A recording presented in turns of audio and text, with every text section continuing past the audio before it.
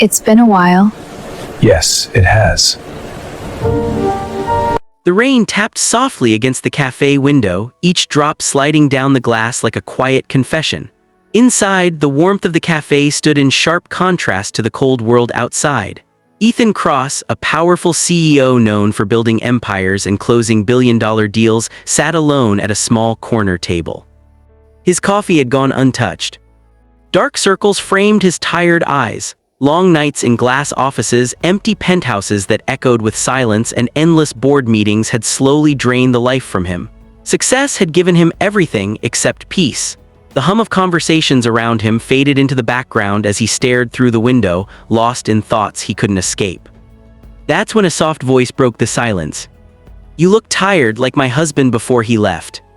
Ethan blinked, startled, as if pulled back from another world. He looked up. Standing across from him was a young woman holding a cup of steaming tea. Her hands were steady, but her eyes told a different story. There was pain there, deep and familiar, but also a quiet kindness that felt strangely comforting. "I'm sorry," she said gently, realizing she might have crossed a line. "I didn't mean to intrude." Ethan studied her for a moment. People usually spoke to him with hesitation or greed. This was different, real.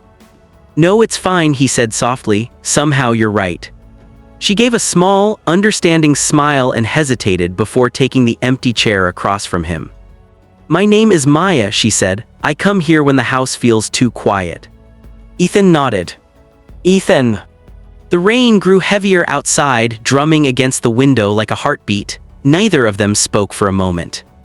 "My husband used to sit like that," Maya said quietly, nodding toward the window. Staring outside, carrying the weight of everything on his shoulders, he thought resting was a luxury he couldn't afford. Her fingers tightened slightly around her cup.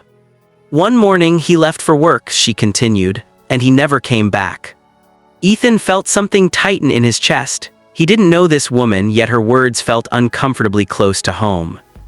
"I thought working harder would make the emptiness disappear," he admitted, "but the higher I climbed, the more alone I became."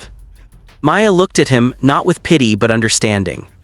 For the first time in years, Ethan felt seen, not as a CEO, not as a man of power, just as a tired soul sitting by a cafe window quietly hoping for something more. We need to talk about this. I know, but it's not that simple. They sat together as the rain fell harder, turning the world outside the cafe into a blur of gray and silver. The windows fogged slightly, and the soft jazz playing in the background seemed to slow with the rhythm of the storm. Time felt suspended, as if the cafe had become a small island where the rest of the world could not reach them. Maya cradled her cup of tea between both hands, letting the warmth seep into her fingers. She didn't look at Ethan at first. Instead, her eyes followed the raindrops racing down the glass. "My husband used to sit just like you," she said quietly, staring through windows, carrying the weight of the world on his shoulders. Ethan remained silent. He didn't interrupt, didn't shift in his chair. Something in her voice told him this was not a story meant to be rushed. "He worked too hard," Maya continued. "He believed that if he just pushed a little more, one more project, one more late night, everything would finally be okay." She paused, her breath catching for just a moment. "One day he kissed me goodbye and said he'd rest later," she whispered. "He said we had all the time in the world." Her fingers tightened around the cup. "He never came home." The words hung in the air, heavy and unspoken, like the pause after a final note of music. Ethan felt something tighten in his chest, a sharp, unfamiliar ache. He had heard stories of loss before, read them in reports and headlines, but sitting across from her, it felt real, personal. "I'm sorry," he said quietly. Maya gave a small nod but didn't speak. She didn't need sympathy, she needed space to remember. After a moment, Ethan spoke again, his voice low.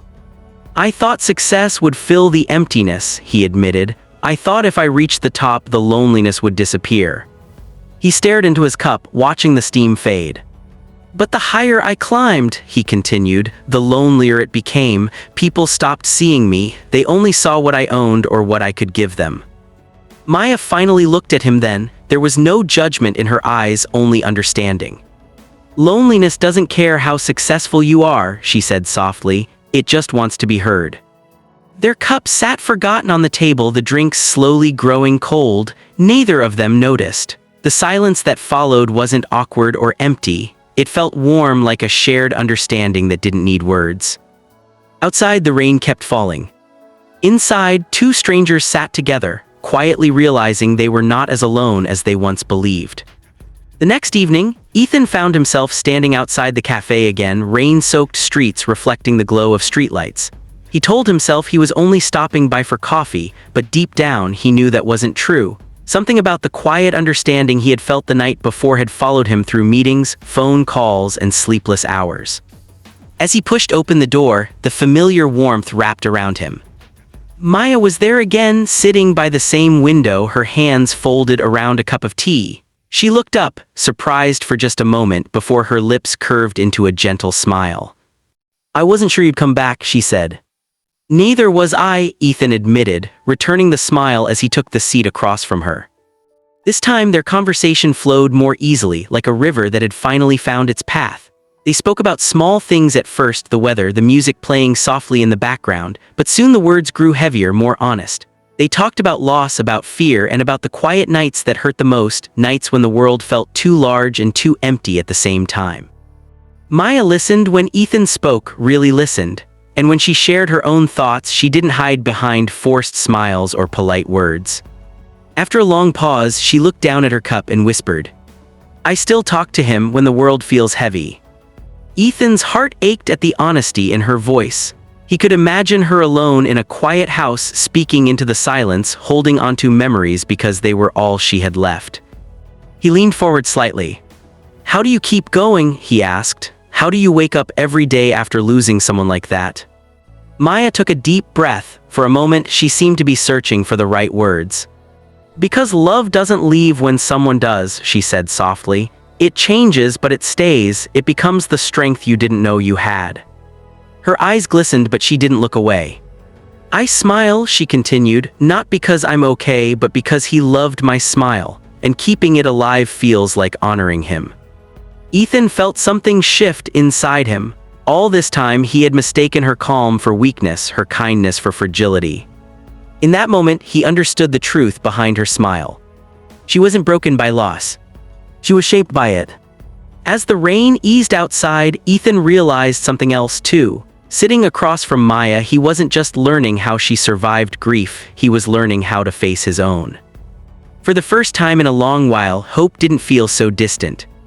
Weeks passed almost without them noticing. What had begun as a chance meeting slowly turned into a quiet ritual. The cafe by the window became their place, a small corner of the world where time seemed to slow down. Some days they talked for hours, other days they simply sat in comfortable silence, watching people walk past, sharing nothing more than a glance and a smile. Ethan started leaving work earlier. Boardrooms no longer felt like the only place he belonged. The weight on his shoulders didn't disappear, but it grew lighter. Maya noticed the change, the way his posture relaxed, the way his eyes no longer looked so distant. Maya, too, was changing. She laughed more freely now. The sadness never truly left her, but it no longer defined her. With Ethan, she didn't feel like the widow. She felt like herself again, someone still capable of dreaming. One quiet morning, sunlight streamed through the cafe window, replacing the rain that had once framed their conversations. Maya gathered her things and stood up to leave. She hesitated, as if gathering courage, then turned back to Ethan. "My husband used to tell me something," she said softly. "He said life gives us a second chapter if we're brave enough to read it." Ethan looked up at her, and for the first time in years he smiled, a real smile. Not the practiced one he wore in meetings or press photos, but one that reached his eyes. "Maybe," he said gently, "we're not meant to fix each other." He stood as well, meeting her gaze. "Maybe we're just meant to walk forward together and see where the pages lead." Maya's eyes shone, filled with emotion. She nodded, a quiet understanding passing between them, no promises, no pressure, just possibility. Outside, the rain had stopped completely. The streets glistened under the morning sun as if the city itself had been washed clean. Light spilled through the window, warming the table where they had shared so many words and so much silence. They stepped outside together. For Ethan, the world no longer felt so empty. For Maya, the future no longer felt so frightening. They didn't know what tomorrow would bring. They didn't need to. What mattered was that, after years of loneliness and loss, they had found something rare and beautiful. Hope. And for the first time in a very long time, neither of them felt alone. Sparkling,